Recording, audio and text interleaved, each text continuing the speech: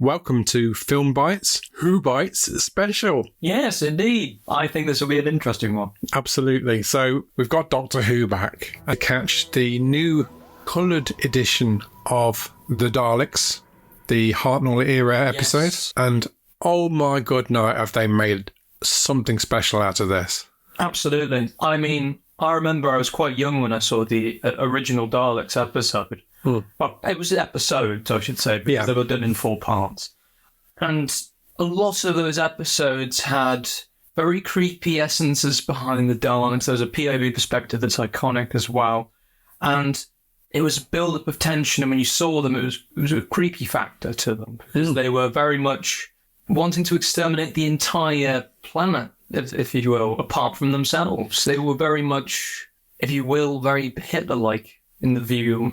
Yeah, space Nazis has always been the kind of thing that's been concerning there. I mean, I think with just new coloured edition, it really brings out not just the vibrancy of what was going on set, but also a lot of little character quirks. Yes. And certainly seeing Hartnell in colour, it was just a joy. We had him breaking the fourth wall. Which I did not remember. No, not at all. And there were a lot of little bits that you didn't really pick up first time around, that seeing it in colour really kind of just enhanced it. I think they made 4 episodes into a 75-minute solo film. Yes, and it worked. Worked beautifully. They cleverly rescored it, not to make it seem completely out of place. Even though the technology is there from now, it really felt like it was authentic. And especially as the sort of the end sequence kicked in, all the music that was there was fantastic. I mean, I think what blew my mind initially was just the opening intro with Doctor Who and the vortex in the background. So I've always seen that in black and white, and then the logo pops up. Seeing it with colour, you go, oh, wow. Oh, okay, this is actually probably where a big inspiration of the original vortex comes from in modern Who, but very much nowadays. Going back to the characters as well, it brings out a lot of the mischievous aspects of Hartnell, and that's... For the actual essence of the first Doctor that we see, it kind of brings it up to a more relevant modern day Who understanding. It works so well. I'm so thrilled that they're doing it, and I'm so thrilled that they're going to raid other stories in the catalogue. Yes, which was teased at the very end as well. To recolour the lot, that would be just phenomenal. I think it's a great way to bring in the modern audience if they wanted to catch up, going back to the past as well. So it enhances that experience. And we after we saw that episode, we had discussions of, oh, imagine this episode in colour. Imagine this episode in colour. Yeah. I wonder what this enemy looks like in colour as well. And the closest thing we had to monsters in colour was the toys. Yes. Because the toys were the indicator of, oh, okay, so that was yellow and black. That was purple and green. Oh, I thought he was more of a jester-looking character. It was a very much a big eye-opener when you saw the next time, because you thought, oh, wow, these have a lot more colour than expected. Yeah. Yeah, I thought the episode was just a joy, and I was just so thrilled that they've done this for the anniversary.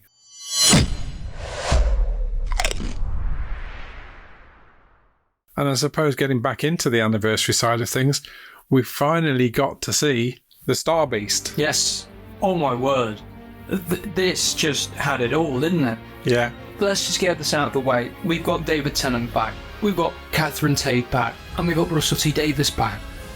This has been something that I don't think anyone had on their bingo card for a while for a Doctor Who. We expected probably David back, and that was about your lot for the 60th. But then, Yeah, as probably a cameo. yeah, and then, lo and behold, this isn't the 10th Doctor, this is the 14th Doctor.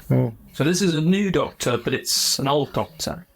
So we're not quite sure what's going on, but it seems to be that fate has brought them together for another journey or so.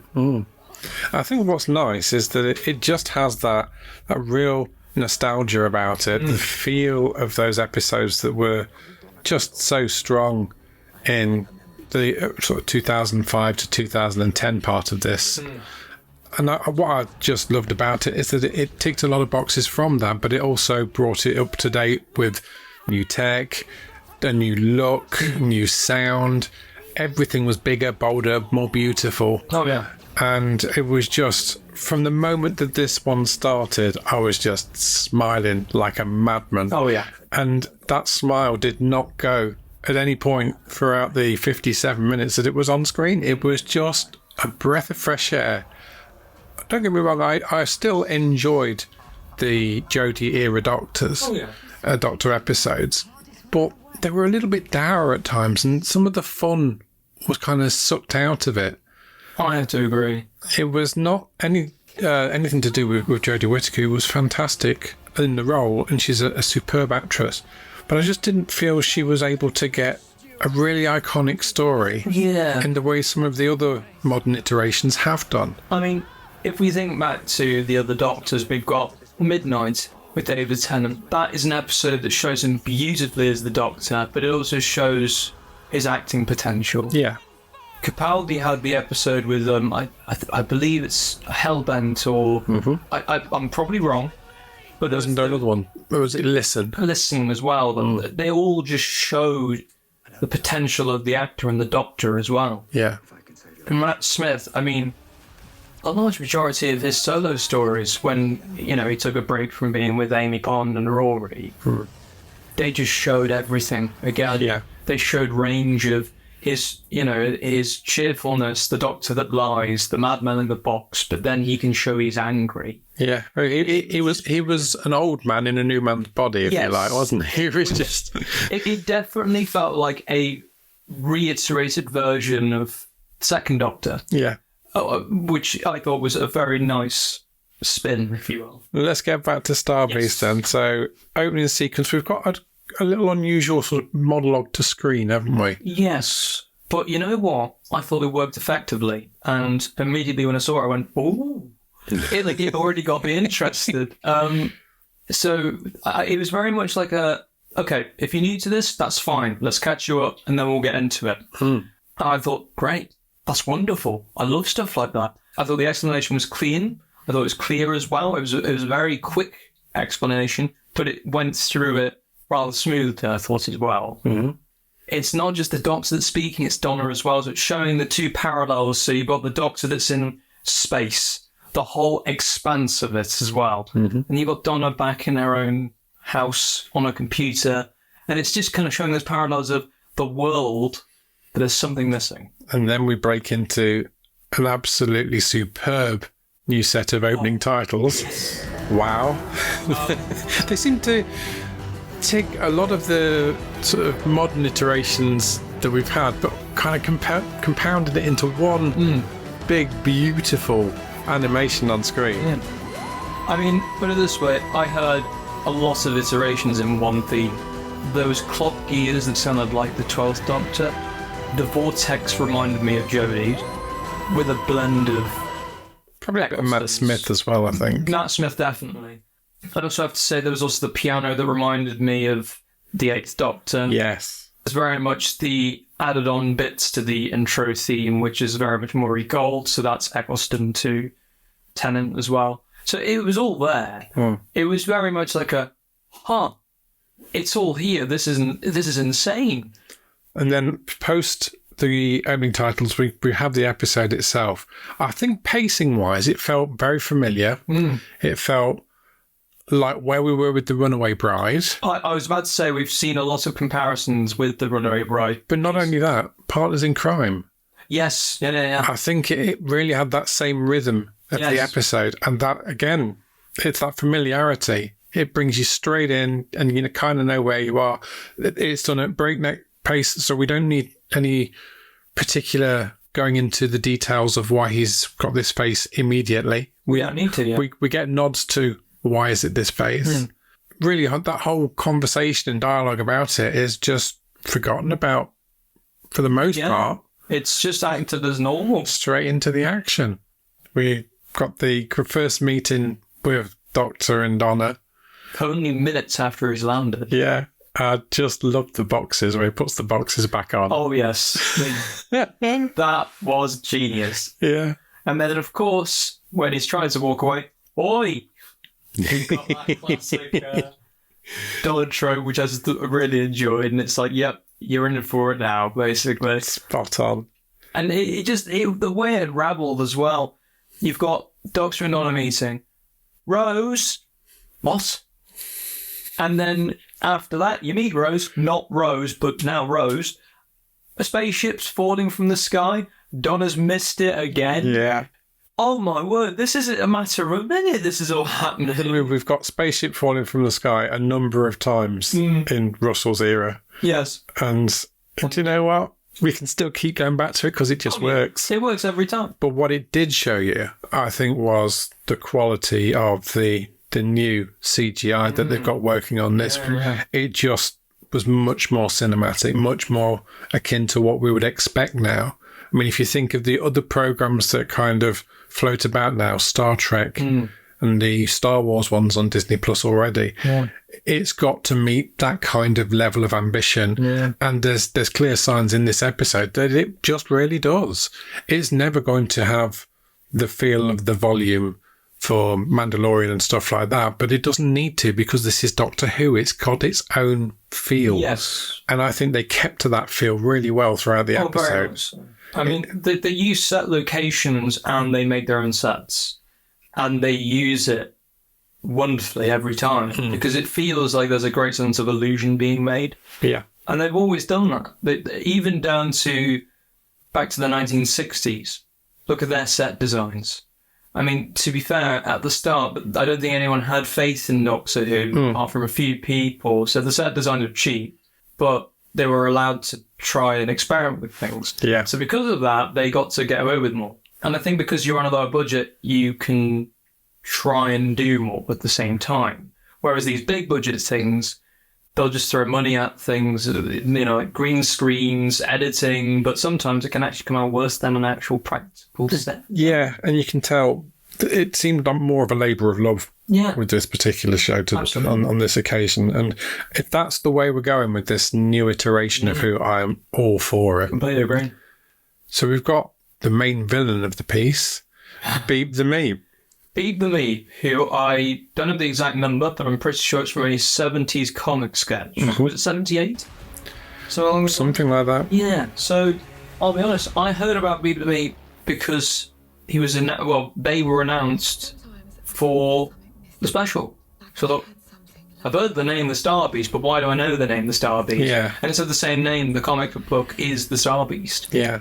So I didn't want to look into it, but I already knew about it, so then essentially... I think a lot of this kind of stuff came about during the pandemic, when Who got talked about again. Yes, so what brought it back was a watch-along, or a tweet-along? Yeah. Yeah, so people were tweeting along while I was watching The Runaway Bride, and it kind of just spiralled from there, and we've heard different things being said, like Catherine Tate having conversations with RTD saying, wouldn't it be great if we got the band back together? Oh. And then asking David Tennant, wouldn't it be great? Yeah, it would be great. Tells Russell T, yeah, David Tennant's ready for it. Yes. And then eventually it happens. You've got the first table meeting and everything. Yeah. I mean, it's inspired and, big props to the lass from Doctor Who magazine that started the whole process because she's probably ended up bringing this new era of Who around. Probably. In many ways, and that's just a blessing for any Who fans. I mean, full disclosure, I've been a Who fan since I was tiny. Yeah. I remember the Daleks and hiding behind the back of the seat and stuff, and it was probably more Axons that did that for me than the Daleks and the Cybermen. But to see how it's improved and how it's evolved, and then you had the first session with this when you were very young, my age. Yeah. Watching this with the modern iteration, and then to see it come back in such a joyous spectacle, just great. Absolutely. I mean, I don't know if Beep the Meep will be one of those villains that scares people, but it's certainly one of those villains that will stand out in Doctor Who history. Well, it kind of has that feel of adipose, doesn't it? Oh, yeah. It's something less cute towards the end. Yeah, so. Yeah. There's definitely a turn, but of all the people to be voicing Beep the Meep, choosing Miriam Margolyes is just fantastic. It's ingenious, yeah. Oh dear, and she kind of got that right sort of twisty tone of the character, and obviously as the story develops and we get why Beep the Meep is being hunted by the Wrath Warriors, it's just amazing. I loved it. And so we're not going to give any spoilers or anything like that from the plot, because we just enjoyed the whole euphoria of getting all this back on screen.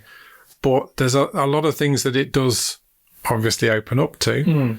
I mean, looking at the Twitter or X following, it looks like this has predominantly been taken really, really well. Yes. There's obviously the handful of people that don't like the inclusivity of certain aspects of the story. You mean one of the best parts of the story? Yeah. The writing was so inclusive and so perfect on those kind of areas. Yeah. It was like, that must have been the seed of where Russell started with the story. How am I going to make this really work, really relevant, and open it up to a family audience so that the conversation can be had, and so that it can be easier to talk about certain subjects. And he's done that masterfully, in my opinion. So I'm not really interested in those people that are just pouring that kind of stuff. Yeah, we've mentioned it before with the Marvels. We don't need to mention it. And ultimately, papers like the Sunday Express, if you're reading that, just put it down, put it in the bin, because there's just no point in watching shows as special as Doctor Who if they're the opinions that's being poured into your mind. And if you're watching it just to hate on a specific character because of specific reasons, stop watching. Yeah. Because go find yourself something else to watch. Exactly. And it's just like, we don't accept that as a fan base. I think as a fan base, it's grown so well. And the acceptance of things is something that's so delightful to see online. And, you know, the conversations online about how amazing a moment was for example, wheelchair users. But there was some really nice nods and little things that was absolutely wonderful. And I think I actually thought this to myself. You know, when I was younger, I look at characters and I'm like, oh, imagine if I was like that. I really wonder if the aim was a young person that's like in a wheelchair user, you know, to spot access, is watching them going, oh, imagine if I had that on my wheelchair. Yeah. And it's just like, it's that inclusivity, and it's just like, oh, this is wonderful. It's looking into all corners that haven't really been looked into. And it's careful without being patronising. Exactly, yeah. And I think it is. So at the beginning of this, I watched this with a smile on my face throughout the entire episode, and just, it wasn't a tick box of what's Doctor Who. It was just, here he is. Yeah. And it is just wonderful. And obviously we've got where we jump off to for the next couple of episodes. Yes. Which, interestingly, on BBC One, it didn't actually have a next time. Yeah, which I liked. It was quite unusual, really, for that.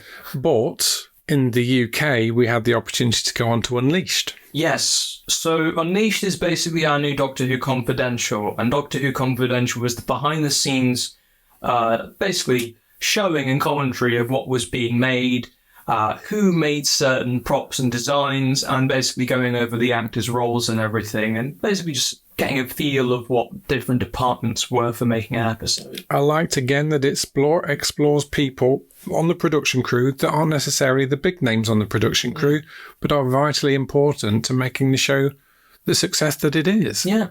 And I've also got a quote from Who Culture, Ellie Littlechild, who basically said that growing up, she loved Doctor Who Confidential because it was understanding how it was all made and actually having that inspiration to go, maybe I want to do something like that. So it opens up the doorway for people to go, actually, this is something I'm learning here, and I might want to go into that myself. So it's educational as well as interesting and fun. I think it's a key fact of the show that it explores and uses imagination. And imagination is something so in short supply with a lot of things these days that Doctor Who is a good starting point for opening up and exploring new ideas and avenues. It's now got obviously the biggest range of books, Big Finish audio stories. We've now got the Whoniverse on the iPlayer. Potentially spin-offs coming up.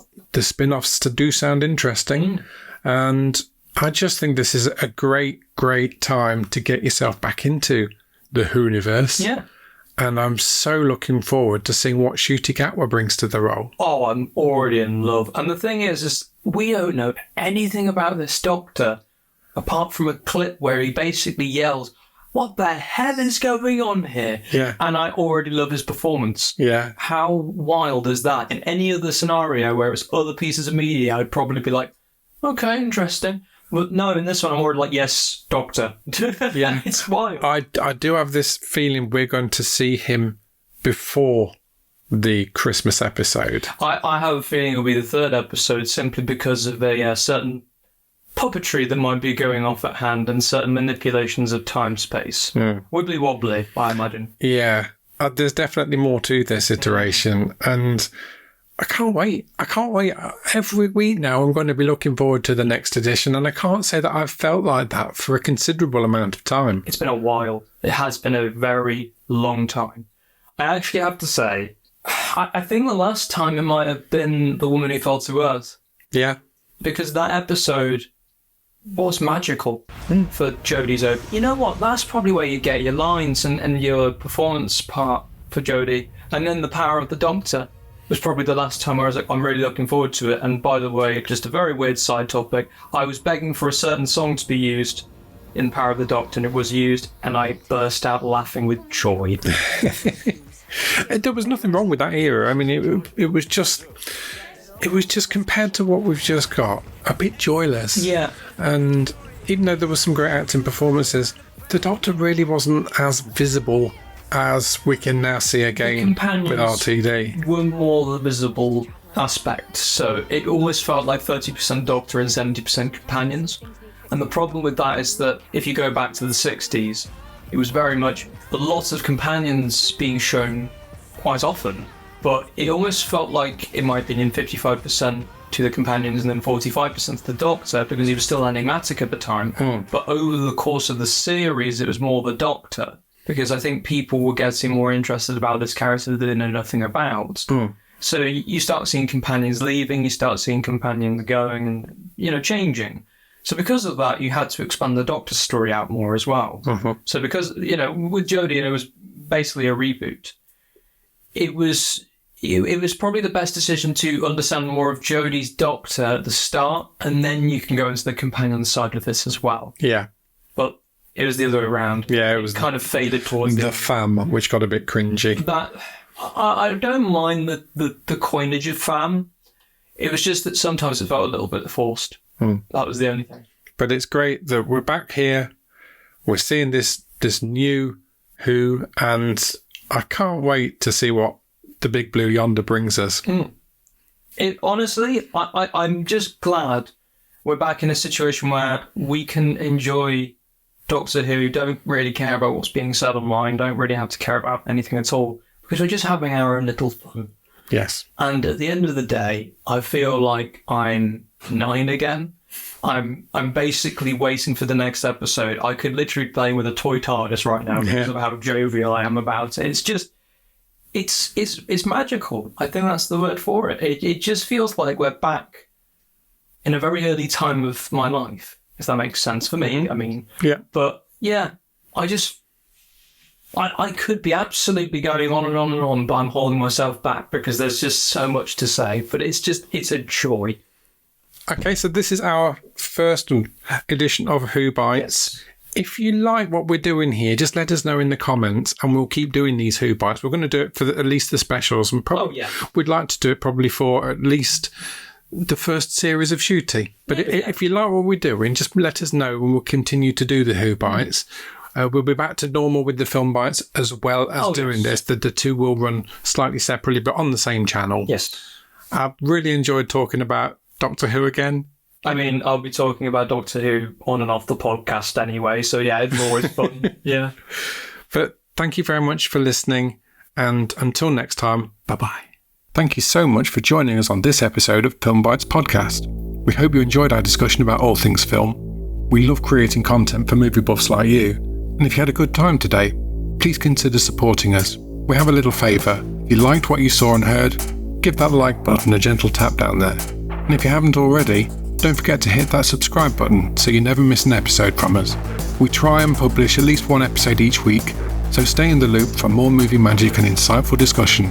Also, don't be shy to ring that notification bell. It's like your personal VIP pass to our latest content. Your support genuinely means the world to us. It's what keeps us going and growing as a podcast. So from the bottom of our movie-loving hearts, thank you. Remember to follow us on social media and feel free to leave your thoughts and suggestions in the comments. We love hearing from you.